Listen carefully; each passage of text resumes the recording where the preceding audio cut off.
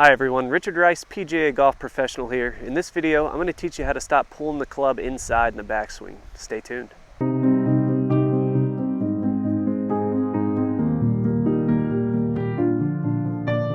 So before we jump into how we stop pulling the club to the inside in the backswing, I want to talk about why.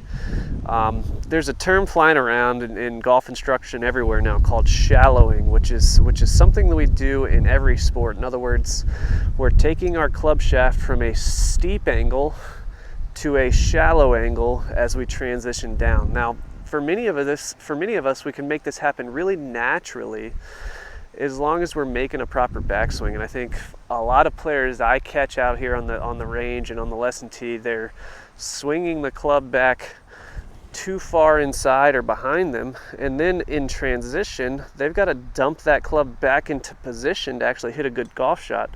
So they are, instead of shallowing, they are steepening the club shaft, which promotes a lot of out to in swings. So not to say everybody's going to swing out the in if they're pulling the club inside. It is just a tendency, but it's a big one. All right, so we want to get shallow by swinging the club and the arms back on a steeper plane. That's going to promote that shallowing motion in transition. How do we create that? Let's first go ahead and drop our golf club and learn how and why the arms go where they go in the backswing. So first off, I want you to ask yourself, do you understand what makes the arms rise? Why do they go up in the backswing? Well, the reason is we have forces traveling in two opposing directions. So I'm turning my body this way as my arms swing back in that direction, which creates this lift effect. Now, what many of you do is you swing your arm and your body back in the same direction, and now they have no reason to go up. So with a golf club in hand, that would look like this, where we get this club inside too soon. It's too shallow here. We've got to dump that club back this way. So what we're working on here is more of this as an exaggerated feel to get you more on plane in the backswing.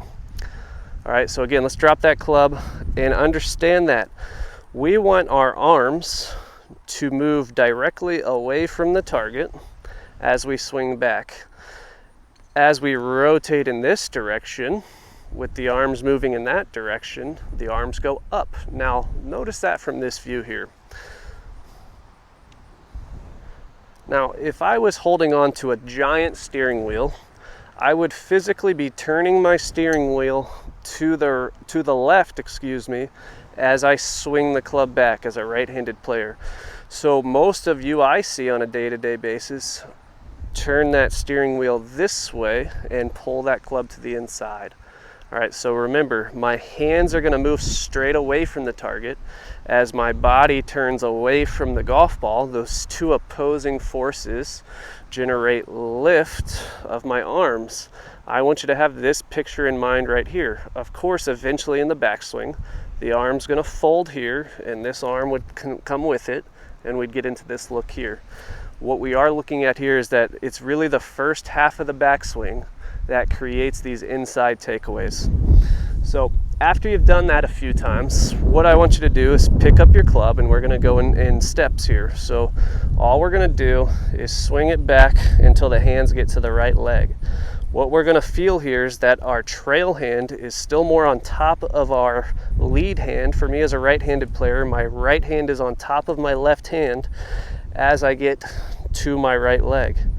As we swing it up to get the shaft parallel to the ground, so from here to here, my right hand's still on top. As I start to actually hinge that right wrist, or that right arm and wrist, my right hand's still on top. Not until I completely fold the right arm do the arms level out, but watch at what point that happens in the backswing.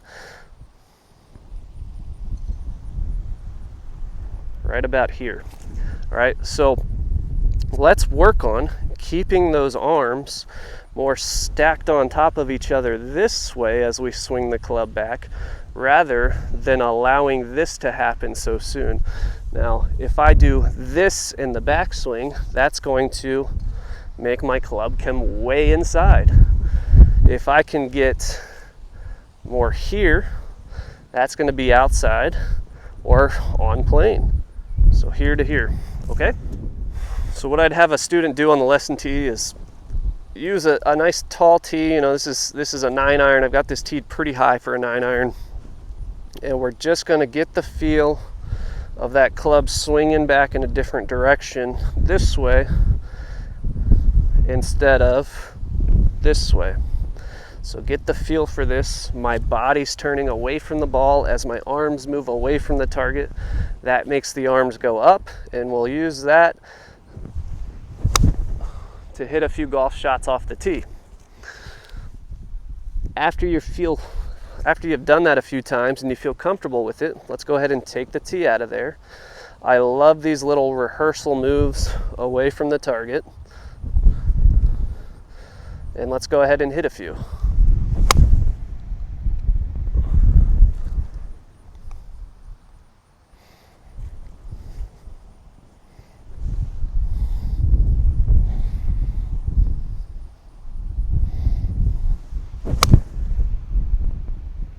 So remember, in the takeaway, the arms should remain stacked on top of each other a bit longer.